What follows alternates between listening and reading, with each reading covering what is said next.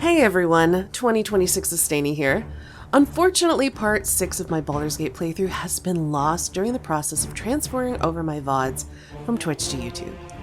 Instead of replaying the entire game, though I was tempted, allow me to catch you up with this dramatic retelling. After talking with the merchants on the Iron Throne, we learn that its leaders are currently in Candlekeep. Our heroes reported this to Duke Elton, who insisted we travel to Candlekeep to investigate further. In fact, he promptly teleported us there. Chapter 6 begins. Your journey has come full circle.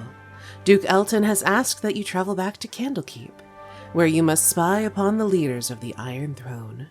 While it troubles you that such evil men now make use of the Great Library, and you wish the circumstances of your visit would be different, it would still be a pleasure to return to your former home. So, the party trades a book for entry into Candlekeep, as is customary, and takes a quick look around before heading inside the library. There, we meet Karen, again, our former tutor, and although we are somewhat skeptical of his intentions, greet him with kindness. Karen tells us of Kovaras, how he strangely recites Alando's prophecies from memory. On the next floor, we encounter Rialtar and the other Iron Throne leaders. Dispatching them here is far too public and illegal, though it is on my mind, so we avoid the Iron Throne and carry on further into the library.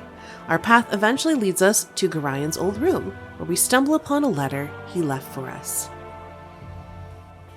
If you are reading this, it means I have met an untimely death. I would tell you not to grieve for me, but I feel much better thinking that you would. There are things I must tell you in this letter that I might have told you before. However, if my death came too soon, then I never would have been given the chance. First off, I am not your biological father. That distinction lies with an entity known as Baal. The Baal that I speak of is the one you know of as a divinity. In the crisis known as the Time of Troubles, when the gods walked Faerun, Baal was also forced into a mortal shell. He was somehow forewarned of the death that awaited him during this time. For reasons unknown to me, he sought out women of every race and forced himself upon them. Yikes. Your mother was one of those women, and as you know, she died in childbirth. I had been her friend and on occasion, lover. I felt obligated to raise you as my own.